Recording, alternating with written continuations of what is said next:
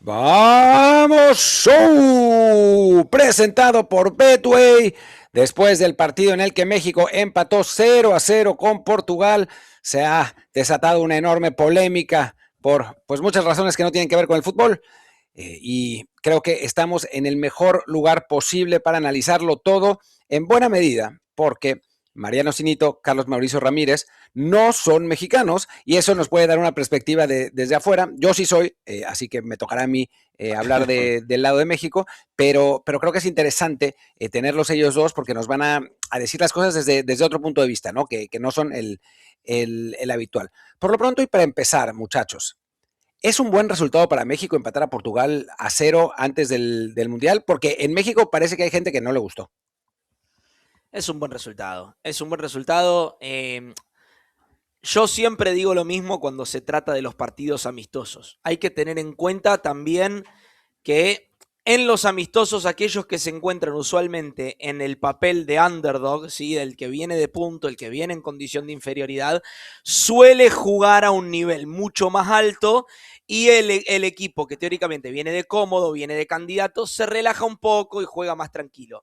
Ahora, este no fue el caso entre Portugal y México. Portugal jugó con intensidad, México jugó con mucha intensidad y es más, uno podría argumentar que hasta en ciertos pasajes del partido podría haberse puesto en ventaja, en especial con esa insólita situación de gol que pierde la hormiga. Pero más allá de todo eso, yo creo que es un buen resultado porque es una medida contra un equipo candidato y porque demostró que México, fuera de lo futbolístico, fuera de lo futbolístico, físicamente pudo jugarle del tú al tú un equipo tan potente como lo es Portugal. De acuerdo, yo creo que el resultado para México es bueno. Yo les decía a ustedes que yo pensaba que o ganaba México o lo empataban. No veía a México perdiendo por una serie de condicionantes. A Portugal le faltó Cristiano, Rubén Díaz y poco más, ¿no? O sea, fueron las dos grandes ausencias de la selección, porque bueno, después Vitinha jugó en el segundo tiempo, pero jugó, o sea, no usó el equipo A al mismo tiempo o en contemporáneo Roberto Martínez, pero los usó a todos, porque jugó Cancelo, jugó Pedro Neto, jugó Gonzalo Guedes, jugó John Neves, jugó Vitinha, o sea, jugaron todos los top de la selección portuguesa, salvo los lesionados, ¿no? Rafa Leao, o Diego Costa el portero, pero de resto, o sea, jugó toda Portugal, insisto, salvo Cristiano. O sea, México A le empató a Portugal A, ¿no? Y yo creo que eso tiene un mérito importante, porque Portugal, para mí, eh, está en mi top 5 candidatos a ganar el Mundial, apenas, y tal vez no. O sea, hoy que lo repaso mentalmente, yo creo que Francia, España, Brasil es el top 3, con Argentina top 4, para mí. Francia, España, Brasil, Argentina. Y después hay que ver qué hace Inglaterra, dónde metemos a Portugal, ¿no? Sí, para mí están al mismo nivel Inglaterra y Portugal. Sí, entonces es un top 5 o top 6 como lo quieran ver, ¿no? Y después, bueno, selecciones históricas como Alemania, si se mete Italia, ¿qué puede hacer? ¿No? Pero no va a pasar mucho más de allí. O sea, no veo, por ejemplo, no sé, no veo a Colombia, puedo estar equivocado. No, o sea, creo que Colombia va a ir a competir, creo lo mismo de Ecuador. Entonces, dicho eso, creo que México le empata a una selección que está llamada a ser protagonista en la venidera Copa del Mundo. Creo que hubo individualidades y cosas que se van afianzando para el futuro y hay, cuando pasemos a analizar los rendimientos individuales, Martín, de la selección mexicana, hay futbolistas que a mí, de nuevo, me llaman potentemente la atención, cuyo funcionamiento en este 4-1-4-1 que se reconvierte a 4-3-3 del Vasco Aguirre, me resultan profundamente atractivos visto lo visto en el partido. Por ejemplo, Brian Gutiérrez. O sea, Jugó bien. para mí el Jugó partido de bien. Brian Gutiérrez fue bueno. Para mí Yo el iba a decir partido de Gutiérrez Quiñones. fue bueno. Entonces yo creo que Brian Gutiérrez dio un paso adelante para meterse en el Mundial como una alternativa viable para bien sea el 11 inicial o un recambio de garantías en el esquema del Vasco. Lo de Quiñones, Si quieren eso, hablemoslo un poco más adelante porque vamos a tener un espacio para ello. Pero bueno, creo que todos coincidimos en que es un buen resultado.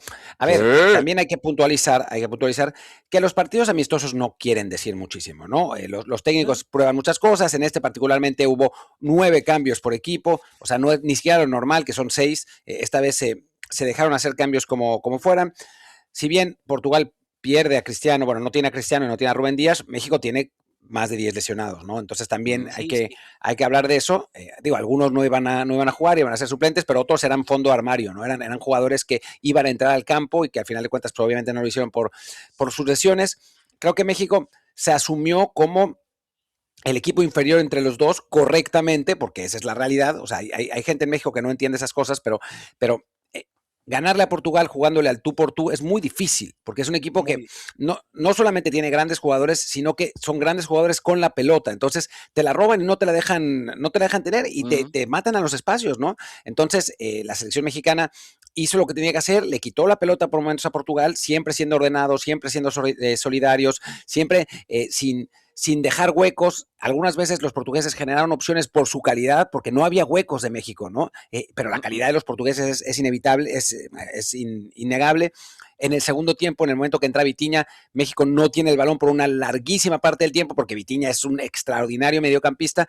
Y a final de cuentas, el 0-0 es un buen resultado. Obviamente Portugal pudo haber anotado con Gonzalo Ramos, tiene 2 opciones claras, sí, pero también pudo haber anotado, ¿no? Pero esa de Ramos, la más clara, que es la que pega en el palo, es un carambolazo. O sea, hay una jugada por la derecha, que hay un remate, le pega a Ramos, queda contrapié de Tala, y lo que puedes voltear a verla como va en el palo. Pero, o sea, yo no sentí que el Tala, Mariano, atajara 15 remates, o sea, o tuviera que sacar. No lo puso tanto en apuros tampoco Portugal, genera situaciones por peso propio, como dice Martín, por el hecho de que, bueno, sus jugadores son de un calibre superior al de la mayoría de los equipos del mundo, y van a llegar, en algún momento van a llegar. Eso es lo que me hace decir lo siguiente: México tiene que romper eventualmente con este gravísimo problema que tiene desde hace mucho tiempo cada vez que enfrenta a rivales de superior calibre, y es el hecho de no convertir lo que le queda. ¿Por qué? Porque contra los Portugal del mundo, contra Argentina, contra Brasil, contra Inglaterra, va a quedarte una. Tiene que ir adentro. Y no se puede permitir México entonces que esa situación quede en las... A ver, me duele decirlo. Como el Chugui contra Alemania. No, ahí está. Bueno, perfecto. Perfecto ejemplo. Pero por eso digo que para este equipo, si la responsabilidad de ese gol recae en el Hormiga, que es un jugador que es goleador en Chivas, porque Chivas genera 50 situaciones por partido, una va a meter. México, que genera mucho menos, precisa de que sus delanteros, en este caso el Hormiga, no falle lo que falló. Simplemente es inadmisible el gol que erra el Hormiga. Y miren la diferencia de definir un gol prácticamente hecho de la manera correcta, ¿sí? Meter ese gol, la diferencia en narrativa que tendríamos el día de hoy. La diferencia en narrativa que tendremos el día de hoy. Ojo, que yo creo que siendo y ahora la volteo.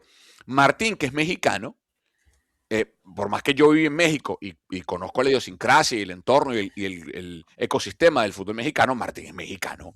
Martín, tal vez ese gol de la Hormiga, fallarlo, le hace un bien a México para el Mundial. O sea, me refiero, tal vez el haberle ganado a Portugal hubiese inflado el ego del ecosistema, del fanático, del entorno de la selección, por más que hay un partido que viene contra Bélgica, o que a lo mejor ustedes ya ven este episodio y ya habrá pasado, pero tal vez ese gol, o sea, no digo que sea cierto, te lo planteo, es más, en forma de pregunta, ¿crees que si le hubiese ganado a México o Portugal con ese gol de la Hormiga, hubiese sido más beneficioso o perjudicial para la previa?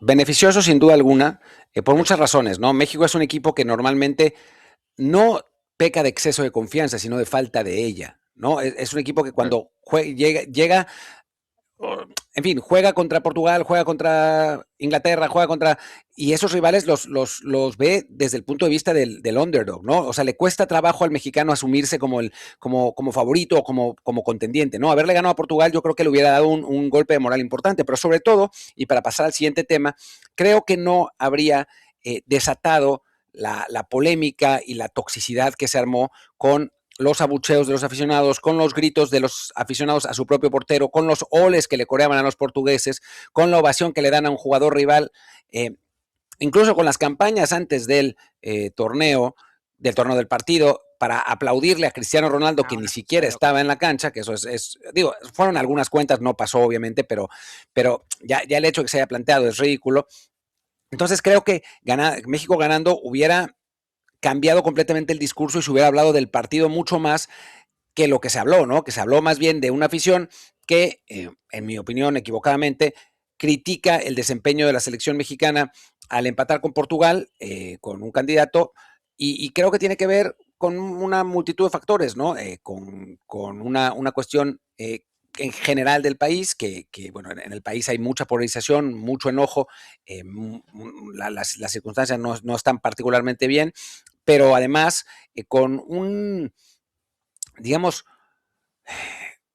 una suerte de divorcio entre la selección mexicana y el aficionado que tiene que ver con, en mi opinión, las expectativas desmedidas que tiene el aficionado con respecto a la selección mexicana. O sea, pretende que México sea una potencia cuando deportivamente México no es una potencia esencialmente en ningún deporte. Entonces, claro, salvo en algunos deportes pequeños como clavados, como boxeo, bueno, boxeo es más grande, arquería, ¿no? Pero en los deportes masivos, en los deportes que practican millones y millones de personas, México no es una potencia y el fútbol es el más masivo de todos.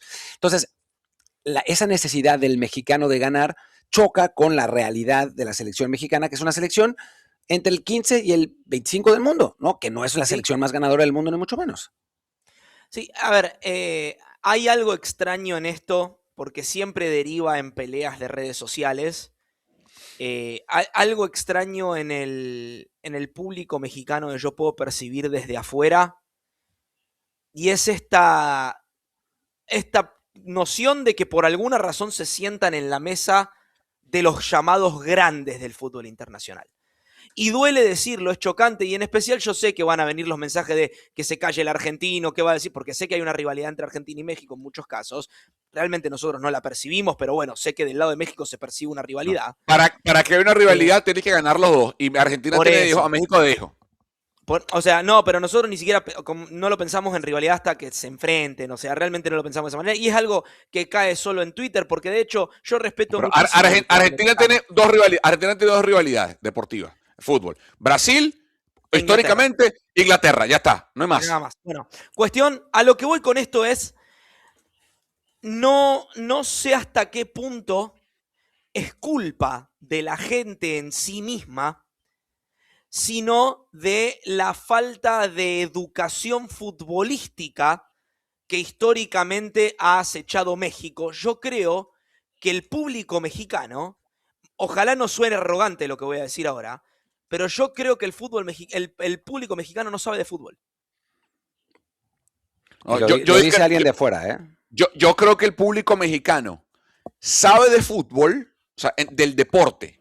Entiende del deporte, o sea, entiende los conceptos, entiende movimientos tácticos, entiende de táctica, entiende de historia, sabe, o sea, el fanático de Rayados conoce la historia de Rayados, el fanático de América sabe la historia, entiende, conoce del deporte, sabe, pero vive en una permanente sobreexposición mediática que distorsiona la realidad del fútbol mexicano, desde la Liga MX hasta la selección. Entonces, yo creo que el fanático mexicano sí sabe de fútbol, pero tiene una burbuja, una lluvia perpetua de lo que en Estados Unidos llamamos talking heads, de opinadores, de analistas, que les hacen realmente creer que México es Brasil. México no es Brasil. ¿Sabes que yo difiero de eso? O sea, yo no sé qué analista le haga pensar a México, al mexicano, que México es Brasil. Yo no lo veo. O sea, yo realmente lo que veo en la televisión mexicana, o sea, antes, en el pasado, existía eso. Quizá cuando tú estabas viviendo ahí, existía más de eso. Hoy, la exageración es al otro lado. Es al decir, los futbolistas son unos putos haraganes. Horrible. Perdón, no sé si eso se puede hacer, se puede decir aquí, pero bueno, son unos haraganes. México es mediocre, es nefasto, el fútbol es corrupto, la selección es basura. O sea, se escucha mucho más. Sí, las apuestas, se están arreglando partidos.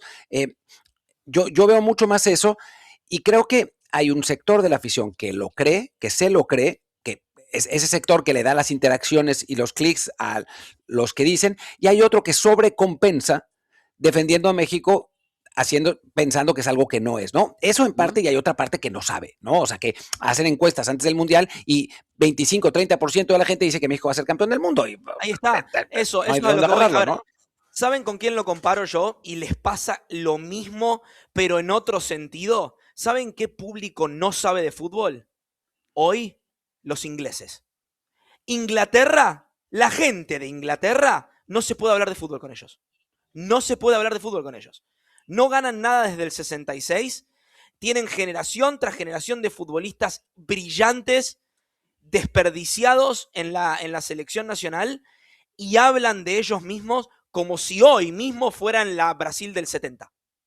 O sea, es imposible hablar a veces de fútbol con gente de Inglaterra. Y me ha pasado, me ha pasado. Lo mismo sucedía en Argentina. Argentina pasó por esto mismo que les estoy diciendo. Desde el 93, yo diría que fue el último triunfo en Copa América, hasta el 2018 que queda fuera en Rusia. El argentino promedio no hablaba de fútbol, hablaba de mística y te hablaba del fuego sagrado y de la garra y el corazón y sentir la camiseta. Y eso no es el fútbol. Cuando se hizo ese cambio, ese clic tras la salida de Sampaoli en 2018, Argentina empezó a hablar de fútbol de vuelta, y la misma narrativa hizo que se empiece a consumir el fútbol de manera distinta en nuestro país. Que a hoy, aún siendo campeón del mundo, la gente está recontra inconforme con la selección nacional. Está inconforme. ¿Por qué? Porque están jugando amistosos contra Zimbabue, contra Zaire, contra países Ojo que Zaire puede calificar al Mundial. Claro, pero a ver, contra Mauritania, el otro día jugó en la Bombonera contra Mauritania a un 20% de capacidad de lleno la Bombonera, porque la gente no quería pagar para ver eso. Los jugadores fueron a jugar desganados, sin ganas, porque obviamente lo tomaron como un entrenamiento. Y al tomarlo como un entrenamiento, Mauritania le hizo un gol. Y hoy Argentina está sumido en un caos total de cómo te va a hacer un gol Mauritania. Entonces, ese tipo de cosas, imagínense si sucedieran en un lugar como México hoy. Olvídense del 0-0 contra Portugal. Imagínense un amistoso contra Mauritania en el que Mauritania por alguna razón le hace un gol a México. Sería un caos, no puede ir al Mundial México. Iría directamente condenado por su gente. Y eso es la razón también por la cual yo digo que jugar en el Azteca no es una bendición solamente. Pero ¿sabes qué pasa? ¿Sabes qué pasa? Y esto lo conversaba con un gran amigo mexicano, Carlos Justiz. Él me preguntaba, justamente lo que decía Martín. O sea, él quería un punto de vista neutral, no mexicano, ¿no? O distinto. Me preguntaba si yo pensaba que esta era la peor selección mexicana de la historia, ¿no? Y me decía, porque hay mucha gente en México que piensa eso, que esta es la peor selección mexicana de la historia. Yo le decía que no. O sea, yo creo que la selección mexicana del Mundial pasado, como llegó al Mundial, el proceso que atravesó, todo lo que pasó con el Tata Martino, el nivel de juego exhibido, para mí, esa es la peor México que yo he visto. ¿Qué has visto? Pero, pero solo decir una cosa nada más, entre paréntesis, toma papá, que no es la peor México de la historia. O sea, de 78 para atrás, México era un desastre, lo goleaba todo el mundo, fuera de CONCACAF. Claro, que es un buen punto. Es más, hay gente que no sabe, no solamente en México, en el mundo, porque esto es un debate que yo tuve la bendición de trabajar en fútbol y en béisbol en México. El deporte predominante en México hasta los 60 era el béisbol. O sea, en México se consumía y se jugaba, y el deporte era llamado el rey de los deportes, era la Liga Mexicana de Béisbol, no la Liga del Pacífico, que está al norte, sino la LMB. Y hay un golpe, más allá de que siempre se jugó fútbol en México, pero el deporte que predominó en México durante mucho tiempo fue el béisbol, luego viene el cambio al fútbol, que se estableció y es el número 1 ya. Dicho eso, yo creo que esta no es la peor selección mexicana de la modernidad, ¿no? Yo creo que la del Mundial pasado y el proceso con Martino era peor que esta, y creo que la selección que tuvo que jugar el repechaje para el 2014, no la que jugó el Mundial, que fue la misma selección, pero el proceso que llevó a México a jugar ese repechaje con Nueva Zelanda era peor que esta. Claro. En fútbol, en rendimiento. Una selección en la que Oribe Peralta era la estrella. O sea. Pero como esta no jugó eliminatorias, Martín, no hay con qué comparar. O sea, no hay cómo decir, esto es México, sino que hay amistosos como este, que a mí me dicen que esta selección es mejor que la del Mundial pasado y la del 2014 premundial, no la que jugó el Mundial en Brasil. México es competitiva, muchachos. No Sí. sé si va a competir para ganarlo al Mundial, creo que no, ¿sí? Me da la impresión de que no, está lejos todavía de hacer eso, pero es una selección que puede competir contra los mejores y no pasar vergüenza, vamos a decirlo de esa manera. Vamos a un caso de una selección que teóricamente en los papeles es mejor que México y dio vergüenza este mismo fin de semana. Colombia perdió contra los suplentes de Francia por paseo. Y Y mucha gente pinta fácil, a Colombia fácil. y mucha gente piensa que Colombia es mucho mejor que México. Déjenme decirles que no, ¿eh? Sí, pasa que hubo un amistoso. Hay gente de México que piensa que Estados Unidos es superior que México y se comió 5 de Bélgica. No le pudo pasar Sí, mitad de cancha a Bélgica. sí, en fin. Pasemos al último tema, que es quiénes les No, gustaron pero ya, y pero, ya, quiénes. pero que siento que no Ajá. respondimos la pregunta. Ponlo otra vez, ¿Cuál era la porfa, Kerry. pregunta? Siento que no respondimos la pregunta, que es importante, un tema súper importante, que es esta. ¿Qué pasa con la afición? O sea, a ver, a ver. Comprar un boleto para un evento deportivo no es una patente de corso. No es un cheque al portador. No es un cheque en blanco. Usted tiene todo el derecho del mundo de, si usted va a un evento deportivo y no está satisfecho, abuchar a su equipo. Sí, yo no tengo problema con eso. Me parece absurdo pedirle a una afición que no abuchee si siente que su equipo hace mal las cosas. O sea, creo que es una expresión libre el abuchear. ¡Buh! ¡Qué mal! Chévere. El bendito grito, Martín, ¿cómo lo sacamos? ¿Qué hacemos con el grito? Es ¿Qué la hacemos? única No, no, manera no, no, no. ganando. No, pero imagínate. Pero imagínate. O sea, ¿cómo hacemos con el bendito grito? Porque ahora ya no es al portero de Portugal o al portero, no, es a Tala que le gritan. ¿No? No, es ridículo, es absurdo, la verdad. Muchachos, Pero no tiene sentido. no se debe un poquito también a que el hecho de lo que yo dije, o sea, no quiero que se malinterprete. Yo cuando digo la afición de México no sabe de fútbol, no me refiero a la gente que va los fines de semana a alentar a su equipo. Yo no me refiero al hincha de Pumas que va a ver al equipo todos los fines de semana, el hincha del Cruz Azul que va todos los fines de semana, el hincha del América, así extiéndalo al resto. El hincha que va a ver a su selección nacional, por lo general, es gente de un poder adquisitivo mayor que no necesariamente va a la cancha todos los fines de semana. Y eso lo veo en Brasil, lo veo en Argentina, lo veo en Uruguay, lo veo en Chile. Acá en el Cono Sur, recontra es de esa manera. Yo pregunto también cuánto se debe al hecho de que la gente que va a la cancha a ver estos partidos contra Portugal con precios de entradas exorbitantes, ¿cuánto de esta gente realmente es público de fútbol? Es público fiel de fútbol, es gente que entiende lo que significa un 0-0 cuando vas con las de perder. A ver, yo te voy a decir una cosa que es peor todavía. En el Estadio Azteca había muchos aficionados a Cristiano Ronaldo, que habían comprado las entradas, los boletos, porque querían ver a Cristiano Ronaldo y después Cristiano Ronaldo se lesionó y no fue. Y entonces venían enojados ya por eso, porque los boletos estaban carísimos y además la reventa había hecho su agosto, como se dice, y pues ya de por sí no estaban conformes. El partido no fue espectacular, porque no lo fue, fue el México-Portugal de los Simpsons, la verdad, o sea, no pasó realmente nada. Y entonces ahí mostraron su inconformidad también con eso. Yo quiero pensar, tengo la esperanza, tengo el sueño de que la gente que va a ir al Mundial a ver a México es porque quiere ver a México. A ver, no digo que si México no le gana a Sudáfrica en la inauguración no se vayan a volver locos, es muy posible que se vuelvan locos, pero no creo que esa gente le vaya a corear los soles a Sudáfrica, ¿no? Es otra cosa. O a ¿no? Corea Además, del Sur, o a Dinamarca, o a Chequia. No, Corea del Sur seguro no, porque es en Guadalajara y ahí la gente no va a hacer eso. Por eso, por eso. Pero es también la afición de la capital del país. En fin, pasemos al otro tema porque estamos ya unos larguísimos. Se justifica, pero además vamos a tener otro episodio después del México-Bélgica, así que va a estar larguito eso. Ahora sí, hubo jugadores que sorprendieron y otros que decepcionaron. Ustedes los dos hablaban de Brian Gutiérrez, hablaban de Julián Quiñones. Explíquenos un poco por qué. Yo creo que Julián Quiñones hoy le aporta una cuota de dinamismo al ataque de México que no tiene en otro jugador, un portento físico absolutamente brutal y me gustó muchísimo su trabajo ocupando espacios. No necesariamente tenemos que quedarnos con el trabajo de Quiñones cuando tiene la pelota, hay que observarlo cuando no la tiene tan bien. Ocupó muy bien los espacios, me gustó muchísimo su trabajo, a mí me decepcionó el Hormiga, ¿qué quieren que les diga? Realmente, otra cosa que quiero resaltar, el trabajo de los defensores centrales, jugaron muy bien los dos. Pero bueno, el Hormiga me termina decepcionando. Lo considero un jugador muy bueno para la Liga Mexicana. Probablemente se vaya a Europa, ¿sí? A la brevedad.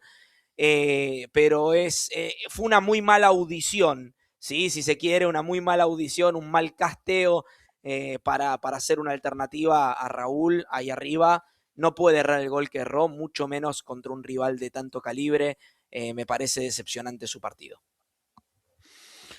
Hay una audición, hay un casting para mí. O sea, yo creo que hay certezas en la selección mexicana, muchachos, que se van afianzando, ¿no? Para mí la dupla Fidalgo-Obed delante de quien sea el cabeza de área, sea que llegue Edson, o sea Lira, o sea Charly Rodríguez, o sea el que sea que pongan ahí como cabeza de área, yo creo que la dupla Obed-Fidalgo está ganando enteros. A mí me gustó mucho el discurso prepartido de Fidalgo. Eso me encantó. Y me gustó mucho el partido de Fidalgo y también el de Obed. O sea, en una zona de la cancha donde les tocó bailar con las más feas, como decimos en Venezuela, porque ahí les tocó Joao Félix, Bruno Fernández, le tocó Conceição, le tocó Costa, después le tocó Vitinha. O sea, en ese sector de la cancha, yo creo que tuvieron un partido que le permite al Vasco Aguirre sentir serenidad a la hora del Mundial de decir, ok, sea Edson, sea Charly, sea Lira, el que sea que tenga ahí de cabeza de área, sus escuderos, los que lo van a flanquear, estoy tranquilo con Fidalgo y con Obed. Y hay un casting para mí abierto de quién va a ser, porque el Piojo va a estar por la derecha, es inamovible para el Vasco, Raúl es inamovible arriba como el delantero centro, entonces el casting o la audición, Martínez, ¿quién es el wing izquierdo? Y para mí estuvo muy parejo porque vimos 45 y 45 a Gutiérrez y a Quiñones, muy parejo lo de los dos. Creo que hoy yo honestamente apostaría por Quiñones como titular, por un poco las cosas que aportaba Mariano, pero yo creo que Gutiérrez es un futbolista más asociativo y con capacidad para sumarse a la mitad de la cancha, era la posición en la que jugaba en Chicago Fire, lo vi muchas veces jugando aquí en Major League Soccer.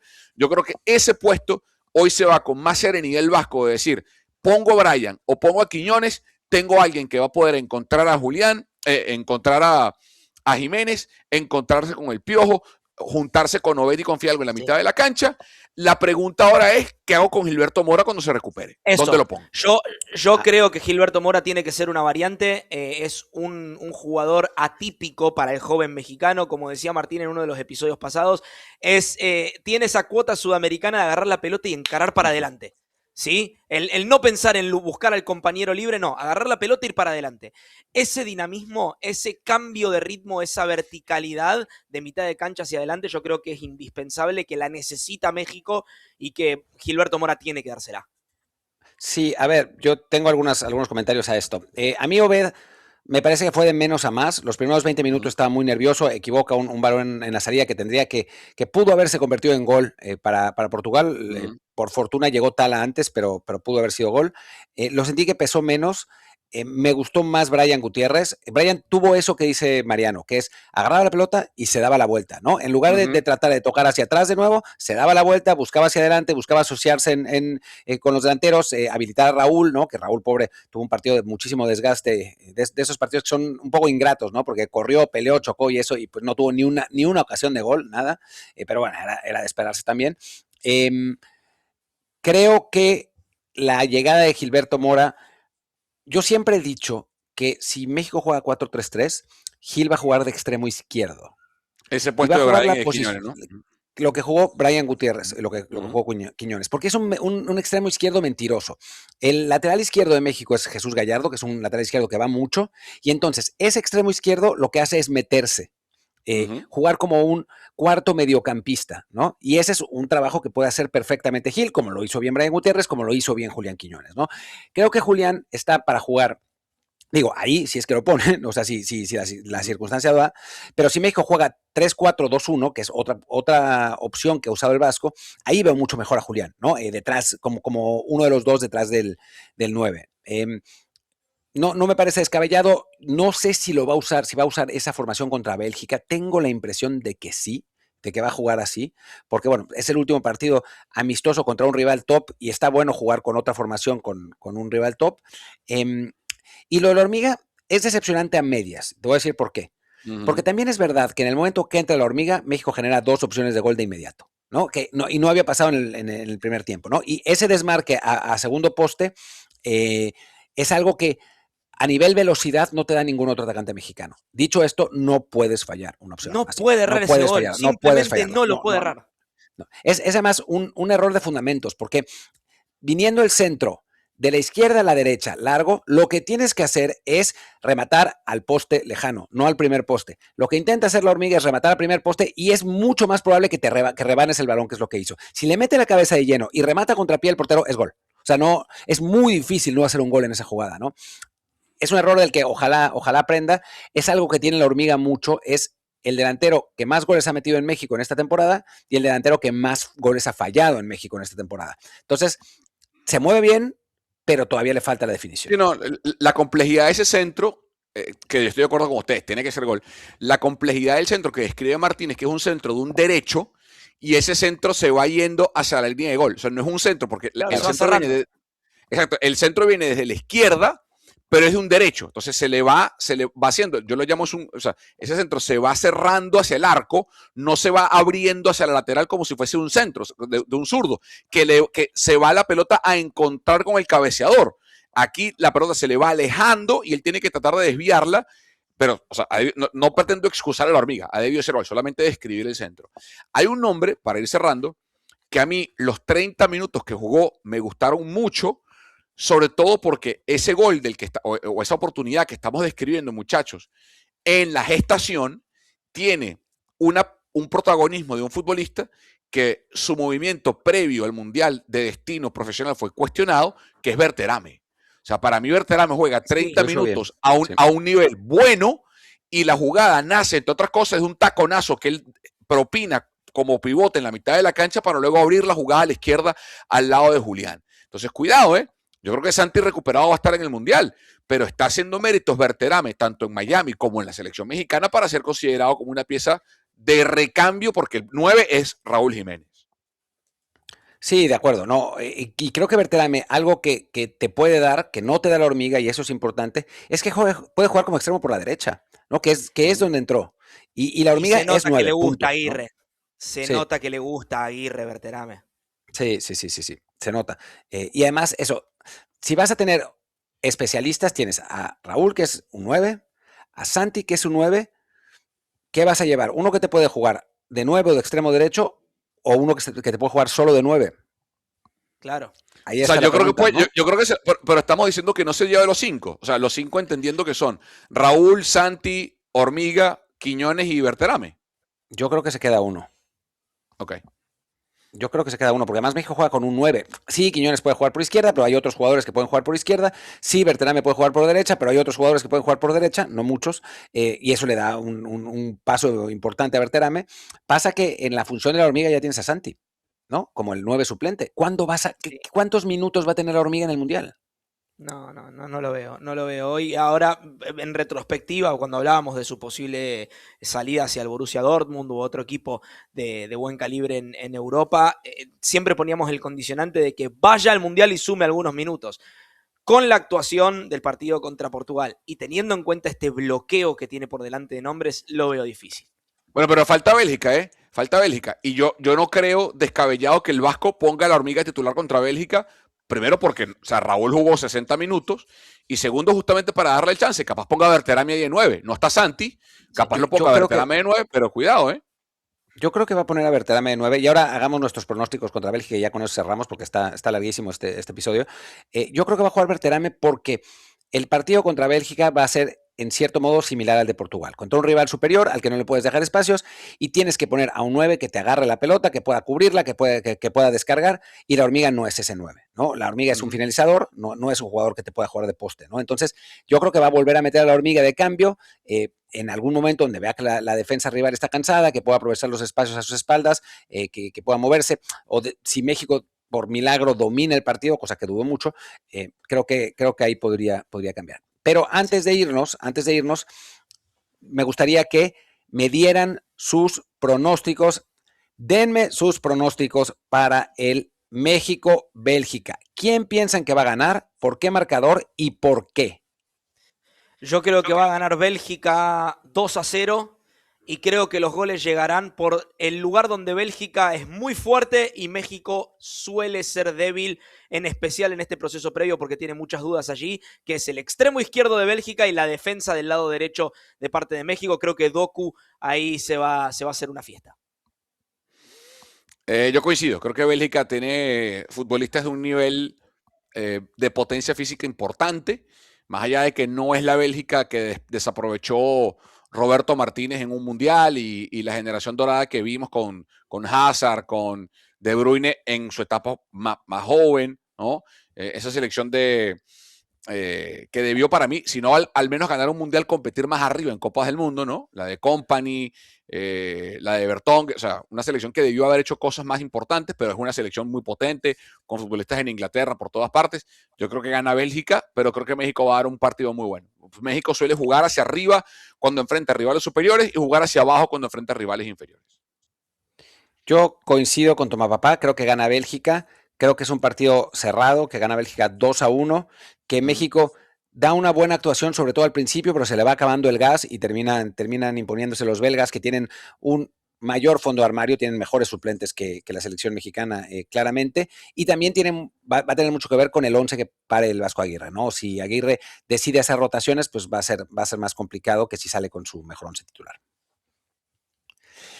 Y pues bueno, muchas gracias a todos por acompañarnos. Gracias, Mariano. Gracias, Tomás Papá. Nos vemos el miércoles, que vamos a hablar precisamente del México-Bélgica y un poquito más del resto de la jornada FIFA, donde se definirá también el tercer rival de México en el Mundial.